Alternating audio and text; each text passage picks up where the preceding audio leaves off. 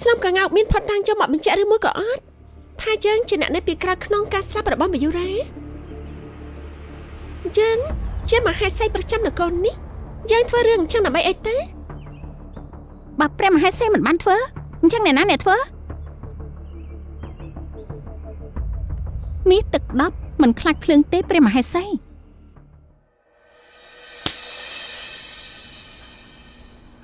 ប្តេផ្ដាមិនក៏ព្រះមហេសីតែកព្រៀងខ្ញុំអញ្ចឹងហេតុអីយើងតែមិនបានបើលេងប្តេផ្ដាអញ្ចឹងយើងជាព្រះមហេសីរបស់ព្រះអង្គបើសិនជាឯងបំពេញយើងនឹងបញ្ជូនសេនាមកកាត់ក្បាលរបស់ឯងភ្លាម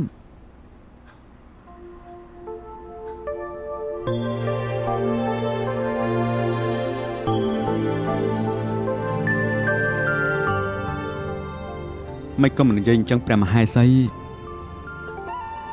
នេះព្រះមហេសីខឹងខ្ញុំមែនទេឲ្យទូលមង្គមសូមបរិជាទានទូផងបើសិនជាព្រះមហេសីខឹងទូលមង្គមសូមទោសណា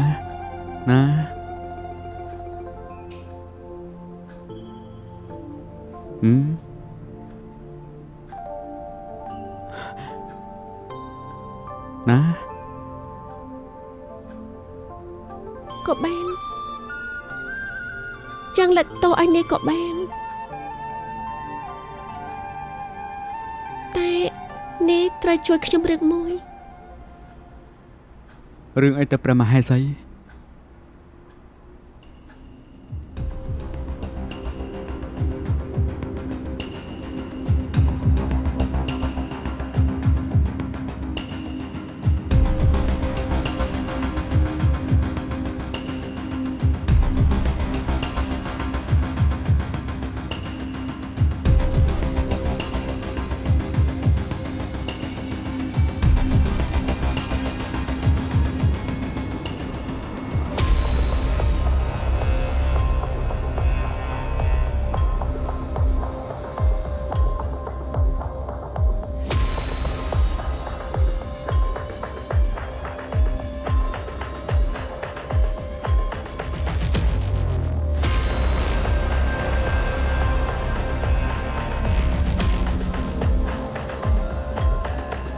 ខ្ញុំមិនជឿនោះទេថា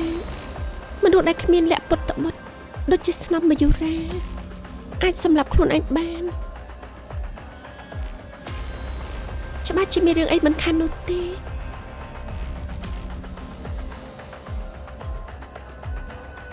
ខ្ញុំចង់ដឹងការពិតទាំងអស់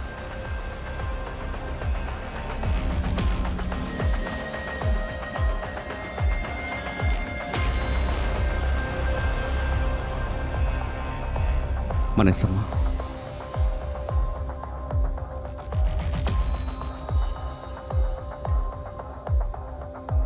រួចរាល់ហើយ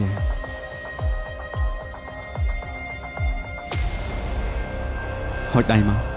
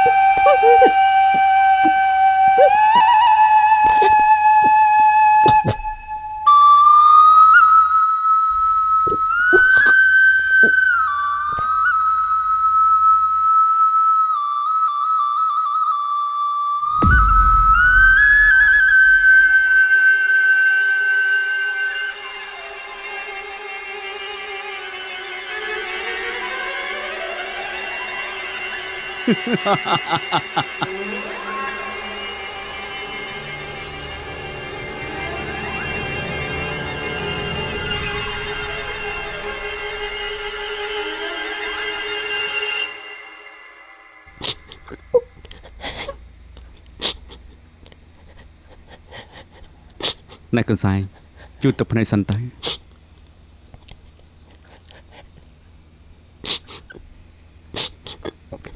ឈប់យំទៅយំបែបនេះអាក្រក់មើលណាស់ហាមភ្នែកអស់ហើយ ហេតុអីបានជាពិភពលោកនេះគួរឲ្យស្អប់យ៉ាងនេះនេះកន្ធាន់នោះពិតជាចិត្តអាក្រក់ប្រៃផ្សៃណាស់ហ៊ានសម្លាប់ស្នំមយុរា ខ្ញុំដឹងតាំងពីដំបូងថាគេជាមនុស្សមិនល្អភ្នែកខ្មៅអាក្រក់ណាស់ថែមទាំងតាមញ៉ាយកណិការរាល់ថ្ងៃទៀតផង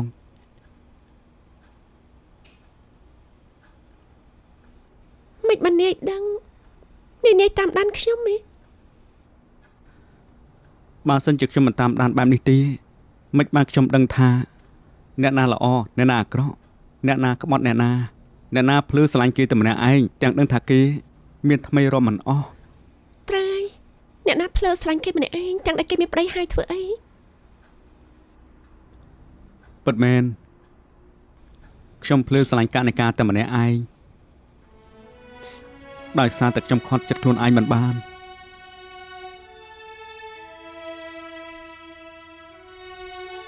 ខ្ញុំក៏ដូចគ្នាខ្ញុំមិនចង់ស្រឡាញ់ព្រះអង្គទេតែខ្ញុំហាមឃាត់ខ្លួនឯងមិនបាន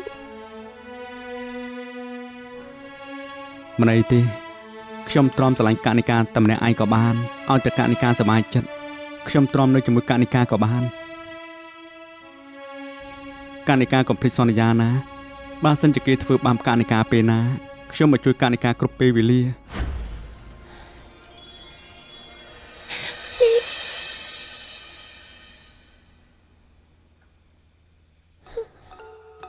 ចង់មកក៏មកចង់ទៅក៏ទៅ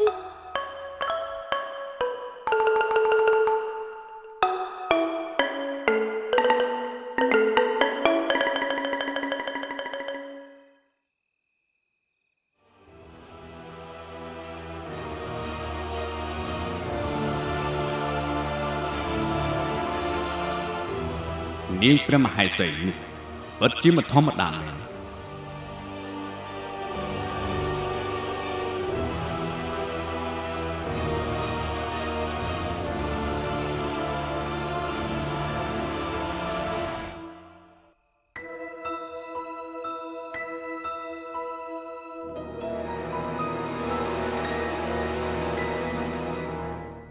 លេងយើងប្រាប់ថៃលេងយើង ហើយនាងចាំបាច់ស្រែកធ្វើស្អីវានាំទៅហត់ទេ ហើយឯងមានការអីជាមួយយើងទាំងព្រឹកហ្នឹងហ៎បុត្ររបស់ព្រះអង្គដែលនៅក្នុងគល់របស់យើងត្រូវការសម្រាប់ឲ្យគ្រប់គ្រាន់មិនអាចចេញពីវាំងផ្ដេសផ្ដាស់បានទេបើមានបញ្ហាឯងគិតយ៉ាងម៉េចហ៎ មួយម៉ាត់បុតពីរម៉ាត់បុត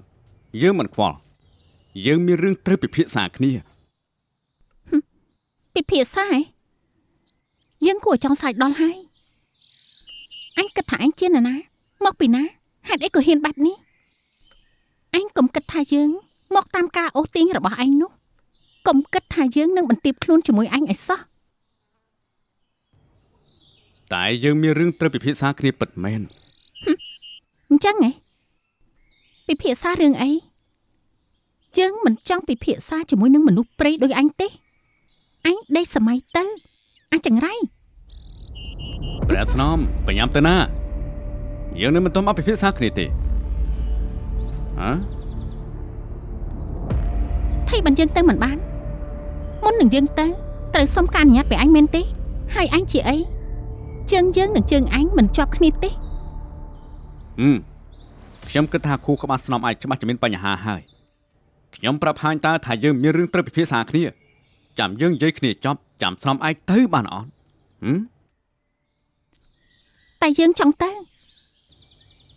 តែយើងមិនអោយស្នំឯងទៅអញគ្រាន់តែជាមនុស្សព្រៃទេកុំចង់ប្រើអំណាចជាមួយនឹងយើងអសោះមនុស្សព្រៃត្រូវហើយរូបរាងយើងដូចជាមនុស្សព្រៃប៉ុន្តែមនុស្សព្រៃមានសំណាងដែលបានមករស់នៅក្នុងវាំងហើយមានតំណែងជាអាមាត្យចំណិតរបស់ស្ដេចផែនដីហើយមនុស្សព្រៃដូចយើងនេះក៏បានប៉ះស្អីមនុស្សស្មៅគ្រកដូចជាឯងនឹងបានប៉ះស្អីទៅ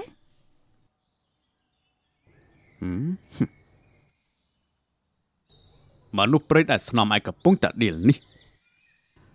ដែលគិតថាគ្មានសមត្ថភាពក៏បានប៉ះពាល់របស់សំខាន់របស់ស្ដេចផែនដីដូចគ្នាយើងគិតថាបើអញប៉ះក៏ប៉ះដោយភាពថោកទាបនិងស្មោកគ្រកបំផុតដែរស្មោករុកក៏បានថោកទាបក៏បានឲ្យតែបានធ្វើស្អីក៏ធ្វើទៅយើងមិនខ្វល់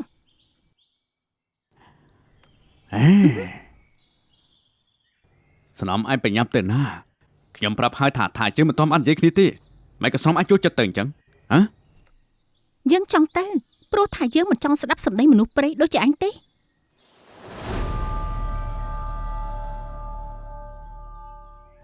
ព្រះមហេសី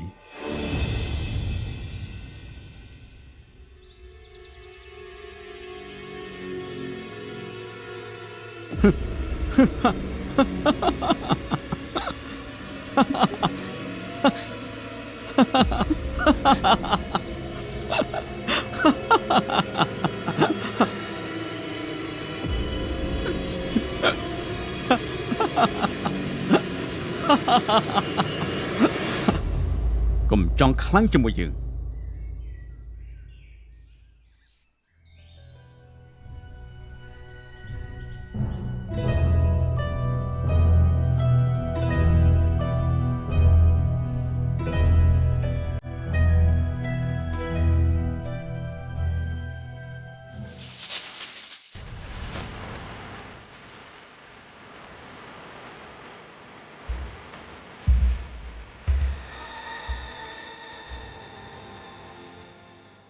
អូនបាញ់ចំទ្រូងវាទៅដាក់ឲ្យចំកណ្ដាលទ្រូងវាទៅ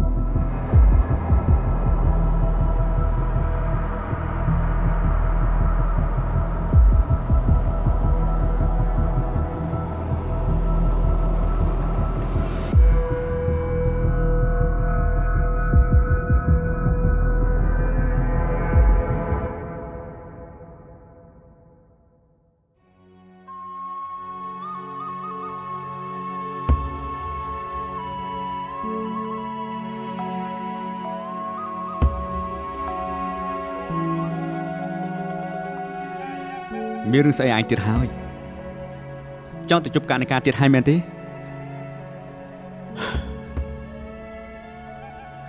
កុំទៅបានទេខ្ញុំសុំវល់ នេះការស្អីឯងនិយាយដូចចម្លែកធ្វើខ្លួនប្លែកកុំប្រាប់ថាឯងគ្មានស្អីទេបាទគ្មានស្អីល្អហើយ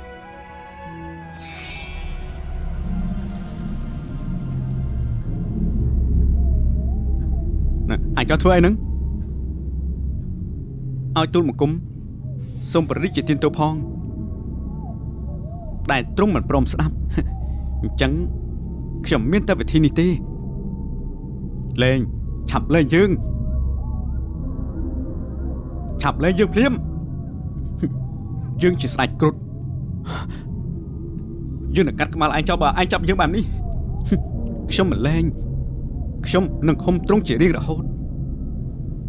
រឿងគ្រប់យ៉ាងទុកឲ្យខ្ញុំជាអ្នកដោះស្រាយ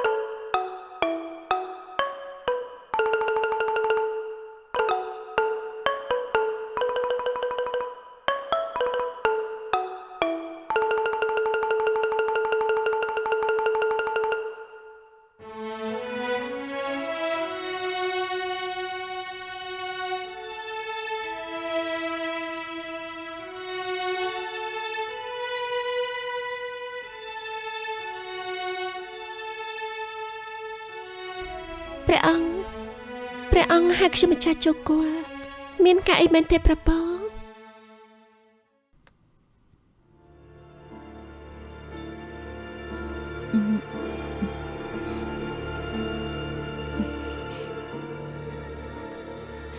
ព្រះមហេសី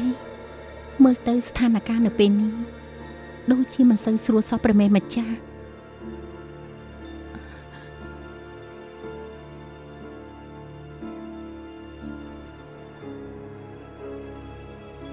ព្រះអង្គមើលទៅសភាពទឹកមុខម្នាក់ដូចជាមិនសូវស្រួលសោះព្រះអង្គមានប្រាប់បន្ទូលបន្តិចមកកុំទុកឲ្យខ្ញុំម្ចាស់ងឿងឆ្ងល់បែបនឹងអី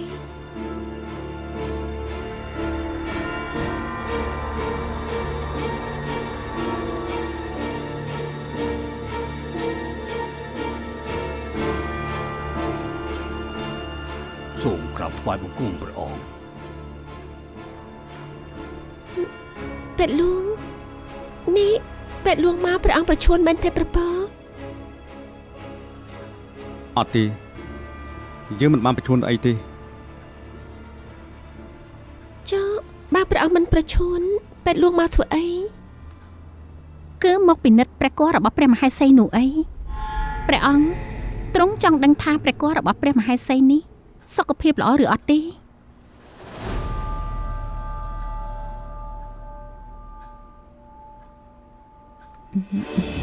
ណែនាងភឹមគ្រាន់តែពេទ្យលួងមកពិនិត្យព្រះគភ៌របស់ព្រះមហេសីឯងនេះធ្វើអារម្មណ៍ដូចជាភិតភ័យដល់ហើយឬមួយក៏ឯងមានអ្វីត្រូវលាក់បាំងបន្ថែមទៀតព្រះអង្គខ្ញុំម្ចាស់អរព្រគុណចំពោះការបារម្ភរបស់ព្រះអង្គហើយនឹងស្នំឯងប៉ុន្តែគាត់របស់ខ្ញុំម្ចាស់បានពិនិត្យរួចហើយឃើញថាគាត់មានសុខភាពល្អណាស់ខ្ញុំម្ចាស់គិតថាមិនចាំបាច់ត្រូវពិនិត្យម្ដងទៀតទេប្រពងមិនអីទេយើងចង់ឲ្យមហេសីអូនពិនិត្យម្ដងទៀតពិនិត្យជាក់ស្ដែងនៅមុខរបស់យើងឲ្យវាអស់ការសង្ស័យកុំឲ្យវាមានរឿងវែងឆ្ងាយទៀតសង្ស័យអីទៅប្រពងបើព្រះមហេសីពិតជាគ្មានពិតមែនអញ្ចឹងព្រះមហេសីឲ្យពេទ្យលួងពិនិត្យនៅចំពោះមុខគ្រប់គ្នានៅទីនេះតែម្ដងតែបើព្រះមហេសីមិនពិនិត្យនោះទេខ្ញុំម្ចាស់ហ៊ាននិយាយថាព្រះមហេសីកុហកគ្មានព្រះគភ៌ស្នំឯងនិយាយអញ្ចឹងដូចជាជ្រុលពេកទេដឹងមិនជ្រុលទេព្រះមេបើព្រះមហេសីពិតជាមានប្រកបពិតមែនព្រះមហេសីឲ្យពេទ្យលួងពិនិត្យទៅ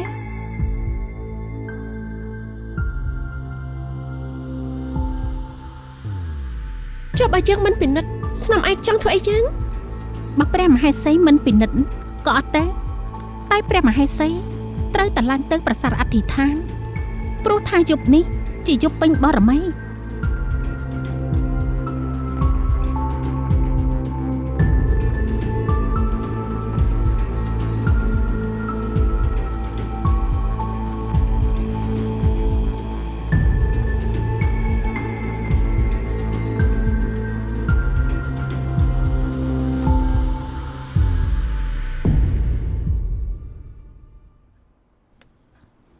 ព្រះមហេសីមិនអាចយាងទៅទីនោះបានទេណាព្រះមេម្ចាស់ ហេតុអីទៅបង ព្រះមហេសីមិនអាចយាងទៅទីនោះបានជាដាច់ខាតខ្ញុំម្ចាស់ខ្លាចថាព្រះមហេសីមានគ្រោះថ្នាក់ដល់ជីវិតណាព្រះមេ គ្រោះថ្នាក់អីទៅខ្ញុំមិនឃើញថាមានអីផងព្រះមហេសីទេវីក៏ទ្រង់ធ្លាប់យាងទៅទីនោះខ្ញុំក៏ធ្លាប់ទៅរួចមកហើយដែរដូចជាមិនឃើញមានអីផងនឹងបង វាមិនដូចជាអ្វីដែលព្រះមហេសីគិតនោះទេប្រាសាទនោះគឺមានដំណំណាព្រះមហេសី ដំណំជាដំណំអី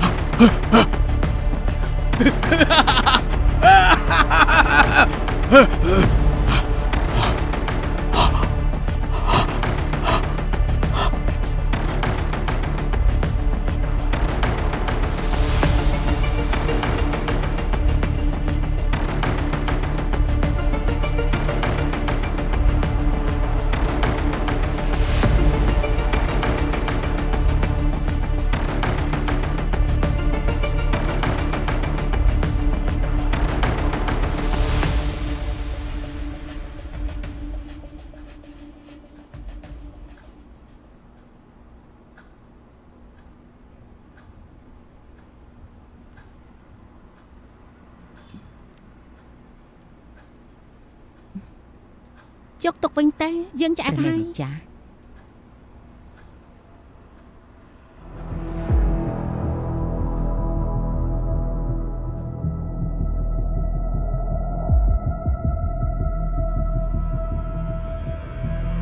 បើមនុស្សស្រីណាដែលមកខែហើយហ៊ានឡើងទៅប្រាសាទអធិដ្ឋានមនុស្សនោះនឹងក្លាយទៅជាមនុស្សស្រីចង្រៃគេឈ្មោះអាសោតគ្មានអ្នកណាអាចលុបបានទេពិតមែនហើយព្រះស្នំឯកគ្មានអ្នកណាម្នាក់ហ៊ានឡើងទៅប្រាសាទអធិដ្ឋាននោះទេណាមេម្ចាស់បើយើងជាព្រះមហេសីក៏យើងមិនហ៊ានឡើងទៅដែរព្រោះថាគេឈ្មោះជារឿងសំខាន់ណាស់ប្រឡាក់ភក់ប្រឡាក់លិមួកអាចលៀងចេញបានតែបើអាសោតគេឈ្មោះមិនអាចលុបលាងបាននោះទេតែខ្ញុំម្ចាស់គិតថារឿងនេះពិបាកបន្ទោសព្រះមហេសីកនិកាណាស់មេម្ចាស់ព្រោះទ្រង់គ្មានជំរឿទេបើទ្រង់មិនយាងទៅប្រាសាទអធិដ្ឋាននោះទេច្បាស់ជាគេចាប់កំហុសទ្រង់ថាកំពុងតែកុហកហើយពេលនោះតំណែងជាព្រះមហេសីក៏ត្រូវបាត់បង់ដែរណាព្រះមេម្ចាស់នេះយាយនិយាយបែបនេះចង់គាំទ្រព្រះមហេសីកុហកអីព្រះមហេសីជាអ្នករើសផ្លូវនេះដើរដោយខ្លួនឯងត្រង់សមនឹងទទួលលទ្ធផលដែលខ្លួនឯងធ្វើយាយក៏ដឹងថាការកុហកជាអំពើបាបមានទោសថែមទៀតផងនេះយាយកំពុងតែមានចិត្តអាណិតព្រះមហេសីកែវកាកៃឬអត់ទេមេម្ចាស់ខ្ញុំម្ចាស់មិនបានគិតបែបនោះទេយាយភ្លេចហើយមែនទេថាព្រះមហេសីកនិកាជាឃាតករសម្រាប់ព្រះមហេសីចាស់នោះអីយ៉ាងម៉េចលែងចង់សងសឹកឲ្យព្រះមហេសីមុនហើយមែនទេ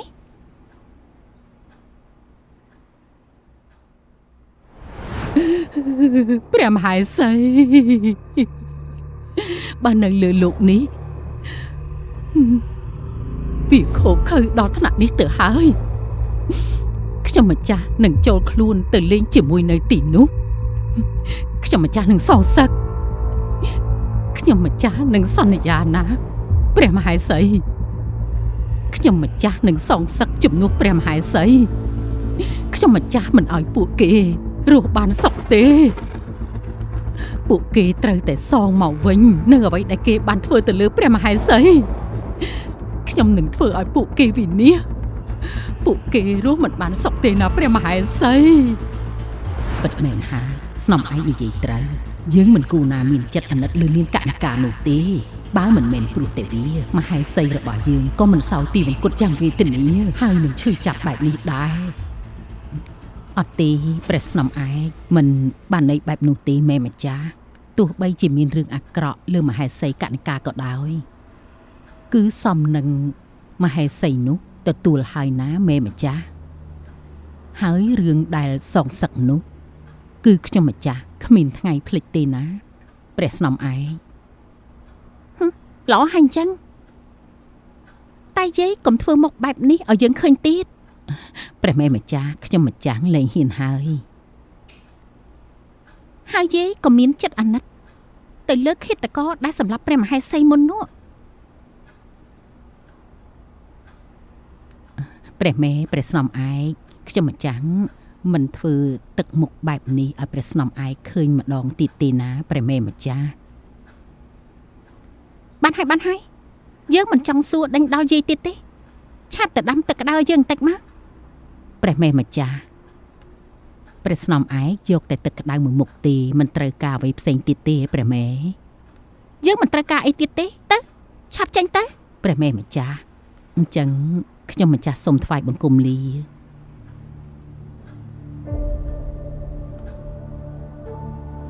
ចាំមើលថានឹងមានរឿងអីកាត់ឡើងលើនាងកណកាតើវានៅតែអាចរក្សាតំណែងជាព្រះមហេសីបានដែរទេព្រះមហេសីរងចាំមើលចុះនាងកណកាចិត្តទទួលបាបកម្មរបស់វាហើយ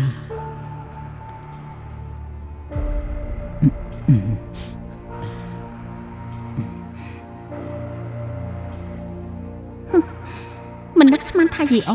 នៅមានចិត្តអាណិតដល់នាងកណកានោះសោះល្អហើយដែលយើងចេះនិយាយរំលឹកគាត់តន់បើមិនអញ្ចឹងទេនោះយាយអច្បាស់ជាលែងមានគំនិតសងសឹកឲ្យព្រះមហេសីទៀតហើយយើងមិនខ្វល់ទេថាយាយអចង់សងសឹកឬអត់ប៉ុន្តែបើមានគាត់នៅខាងយើងគំរូការរបស់យើងក៏ឆាប់ទទួលបានជោគជ័យដែរ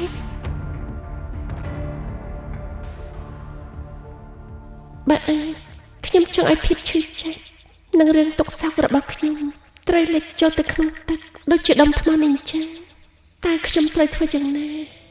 ខ្ញុំខ្លាចត្រូវព្រះអង្គចាប់បានថាកុហកម្យ៉ាងក៏ខ្លាចថាបើទៅប្រាសាទអតិថានទាំងខ្លួនមានថ្ងៃខែបែបនេះច្បាស់ជាជាប់បណ្ដាសាខ្លាចទៅជាមនុស្សស្រីចង្រៃជាប់ក្នុងប្រវត្តិសាស្ត្រតែបើសារភាពការពិតថាមិនបានមានកនោះព្រះអង្គច្បាស់ជាកាន់តែស្អប់ខ្ញុំរឹតតែខ្លាំងហើយបើមិនឡើងទៅប្រាសាទអតិថានទេនោះអ្នកផ្សេងទៀតនឹងកាន់តែជន់ខ្ញុំមិនខានទេទម្រាំបានខ្លាចជាព្រះមហេសីខ្ញុំត្រូវគេប្រមាថមើលងាយធ្វើបាបច្រើនណាស់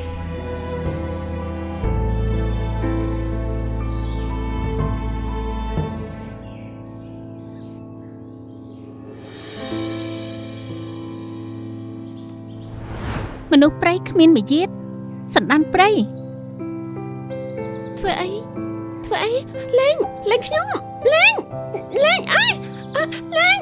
ចង់ធ្វើអីខ្ញុំលេងអីកំអើយជួយផង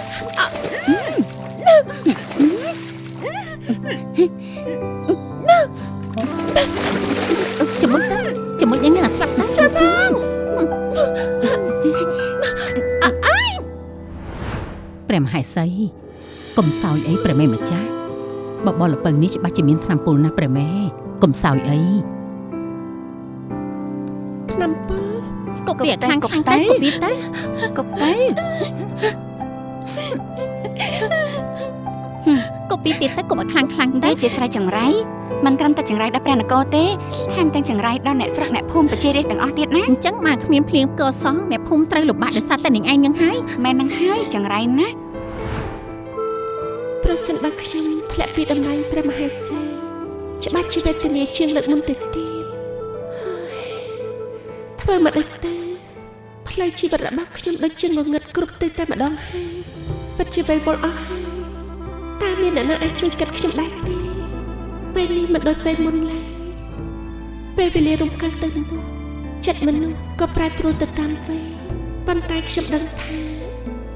រូបខ្ញុំនេះមិនបានផ្លាស់ប្ដូរឡើយប៉ុន្តែខ្ញុំសង្កេតឃើញថាកាន់តែឡើងតំណែងធំកាន់តែធ្វើឲ្យខ្ញុំមានអារម្មណ៍ថាឯកាណាស់មនុស្សដែលនៅក្បែរខ្លួនចាប់ផ្ដើមឃ្លាតចេញពីខ្ញុំមនុស្សដែលខំគិតថាគេមានបំណងល្អតែតាមពិតគេជាសត្រូវសោះហើយអ្នកដែលផ្លែកជាងគេនោះគឺព្រះអង្គដែលជាមនុស្សធ្លាប់តែស្រឡាញ់មើលថែថ្នាក់ថ្នមខ្ញុំតែពេលនេះហាក់ប្រែដូចជាអ្នកដទៃព្រះអង្គអើយប្រសិនបើពេលនេះទ្រង់នៅស្នេហ៍ខ្ញុំម្ចាស់ដូចគ្រាមុនម្ល៉េះពេលនេះខ្ញុំម្ចាស់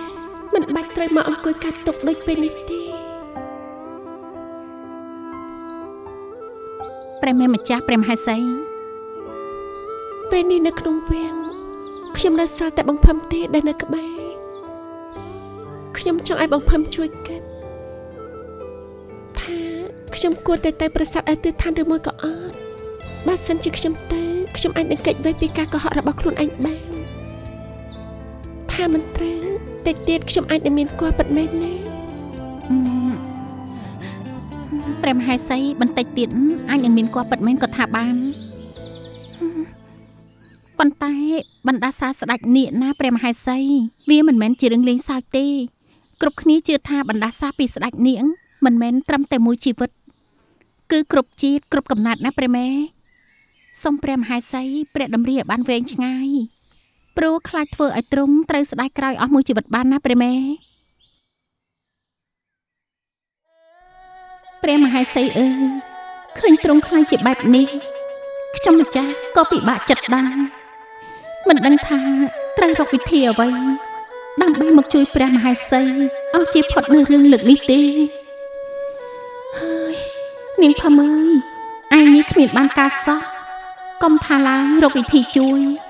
សូម្បីតែរកនឹកពាក្យលំលោមព្រះមហេសីក៏នឹកមិនឃើញផងប្រសិនបើស្ដេចគ្រុឌនៅទ្រង់ប្រហែលជាដឹងថាគួរធ្វើយ៉ាងណាហើយច្បាស់ជាអាចជួយព្រះមហេសីបានតែមិនដឹងពេលនេះទ្រង់នៅណាទេរលើពេលដែលព្រះមហេសីកនិកាមានបញ្ហាគឺតែងតែលេចមុខទ្រង់មកឬក៏លើកនេះទ្រង់កំពុងតែមានបញ្ហាដែលត្រូវដោះស្រាយដែរ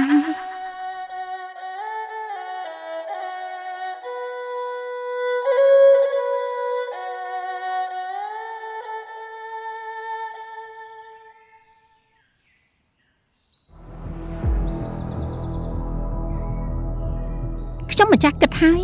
ថាព្រះមហេសីប្រកាសជានៅត្រង់នេះឥឡូវនេះគឺពិតជានៅត្រង់នេះពិតមែនយើងចង់ទៅទីណាក៏មិនទៅក្បែរឯងដែរពិតជាចង់និយាយឃ្លានេះចេញមកខ្លាំងណាស់តែបើនិយាយចេញមកច្បាស់ជាទម្លាក់តម្លៃជាមហេសីរបស់យើងជាមិនខាន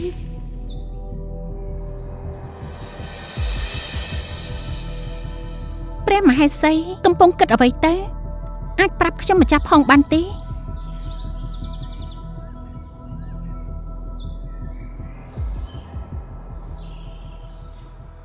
ស្នំឯកអមរានីពិតជាបកែពិតមែនណាពូកែរឿងអ្វីទៅម៉ែម្ចាស់ពូកែសម្ដែងខ្លាំងណាស់នាងមុខពីរតែបើតាមយើងគិតម្ដងទៀតយើងគិតថាស្នំឯកដូចជាឆ្លាតទៀតនៅវាំងយូចេះជេរទៀតព្រះមហេសីដូចជាសរសើរខ្ញុំម្ចាស់ពេកហើយតែព្រះមហេសីចង់ឲ្យខ្ញុំម្ចាស់ទីឲ្យដែរឬទេថាខ្សែជីវិតរបស់ព្រះមហេសីជួបរឿងអ្វីខ្លះនោះក៏បានយើងក៏ចង់ដឹងដែរថាស្នំឯកនេះប្រកែកទេប៉ុណ្ណាមិនខ្លាំងណាស់ណាទេតាមតែពីពិតរែងស្លែងណាស់ព្រះមហេសីខ្ញុំម្ចាស់សូមបួងសួងទៅដល់ស្ដេចនាគដែលមានបារមីដ៏ស័ក្តិសិទ្ធិសូមទ្រង់មេត្តាជួយផ្ដល់ព្រលឹងឲ្យខ្ញុំម្ចាស់មានបុត្រមួយព្រះអង្គដើម្បីថ្វាយដល់ព្រះអង្គផងចុះ